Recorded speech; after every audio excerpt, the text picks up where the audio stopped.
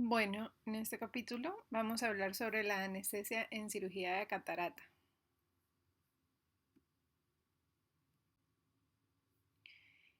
Entonces, pues, la anestesia utilizada va a depender de varios factores. Principalmente se va a deber a las condiciones clínicas del paciente y también a la experiencia que el cirujano tenga. Para el caso de la cirugía de catarata, pues vamos a tener varios tipos de anestesia con consideraciones especiales cada una. Podemos hacer uso de la anestesia tópica, de la anestesia local, que esta se refiere a los bloqueos subtenonianos, bloqueo perivulvar y bloqueo retrovulvar. Y también podemos hacer uso de la anestesia general. La anestesia general, pues esta va a ser muy poco utilizada y pues la vamos a limitar a situaciones específicas en las que los pacientes, por ejemplo, no colaboran. En este caso, los niños serían un caso de pacientes que no van a cooperar durante la cirugía o pacientes en los que la cooperación va a ser impredecible, como por ejemplo pacientes que se encuentran muy agitados o pacientes que sufren temblores de cabeza o que tienen algún tipo de trastornos neurológicos, que esto pues va a afectar negativamente a la cooperación en la cirugía. También la anestesia general va a estar indicada en pacientes con cataratas muy maduras que impiden la fijación visual de la luz del microscopio.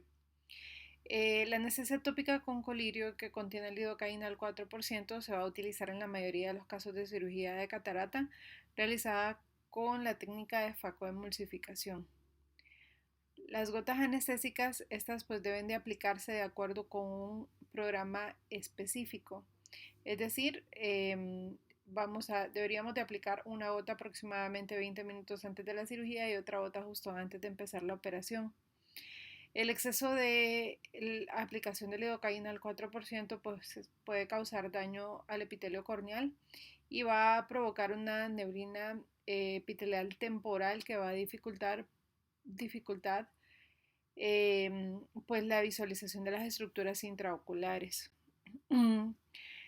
Es recomendable instilar una gota de anestésico también en el ojo contralateral. ¿Por qué? Porque esto va a ayudar a que el paciente mantenga ambos ojos abiertos durante la cirugía y va a tener una mejor fijación de su ojo. Cuando se usa anestesia tópica, una buena práctica es pedirle al paciente pues, que realice pequeños movimientos oculares hacia arriba, abajo, derecha, izquierda antes de comenzar la cirugía.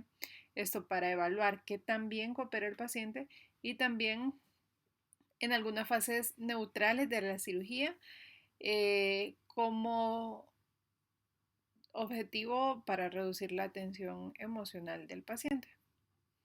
Y pues si el paciente se encuentra un poco agitado y no coopera del todo, entonces siempre se puede acudir a las anestesias locales, los bloqueos. Se puede colocar un bloqueo subtenoniano, esto inyectando lidocaína al 1% debajo de la cápsula de Tenon con una aguja roma.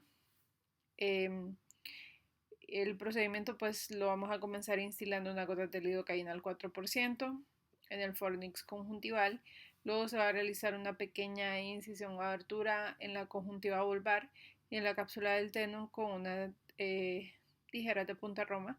Luego inyectaremos el anestésico utilizando la parte arqueada de la cánula de la aguja y se ejerce una ligera presión sobre la conjuntiva para favorecer la difusión de ese anestésico sobre toda la superficie vulvar. Y pues en algunos casos, cuando el paciente no coopera o tiene una catarata muy densa que imposibilita la fijación visual, va a ser preferible proceder con una anestesia local mediante un bloqueo perivulvar o retrovulvar según la preferencia del cirujano, ¿verdad?